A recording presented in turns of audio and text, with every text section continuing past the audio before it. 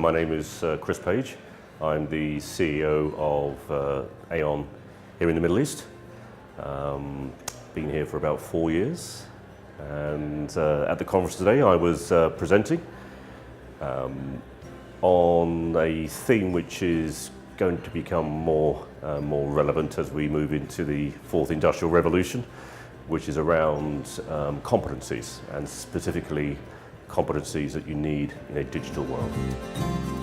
There is no doubt about it, everything we do now is touched by the digital environment.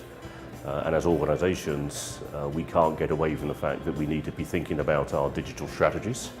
And that means we need to revisit the traditional competencies that we use to try and understand what we as an organisation need from our employees, because they're not aligned to the new world order, which is the digital environment. So an example, if we look at the traditional competency around problem solving and decision making, typically quite a narrow focus. You know, the competency would be about looking at analysing data and then coming up with a correct solution. If we compare that with the equivalent digital competency, it's not necessarily about coming up with the correct solution, and it's not about looking at a specific set of data. It's much wider than that. It's trying to understand trends and what those trends and where those trends are going mean in terms of coming up with an appropriate set of actions. And if you compare that with the traditional, it's incredibly wide, and you also need to be able to connect on a virtual network as well. The fact that it's constantly evolving. You know, as an HR consultant, as an HR, say, specialist, you don't want stasis. You know, you want to be in an environment which requires you to constantly be rethinking, revisiting programs that are being developed to try and see if they're still relevant for the organisations that you're working with. The next 5-10 years, we're going to see an exponential set of development in what typically has moved in sort of 5-10 year chunks, and I'm really excited to be, really at the forefront of that. I think you've got a mixture. You definitely have organisations that are right at the cutting edge. You have organisations that are, let's say, less towards the cutting edge.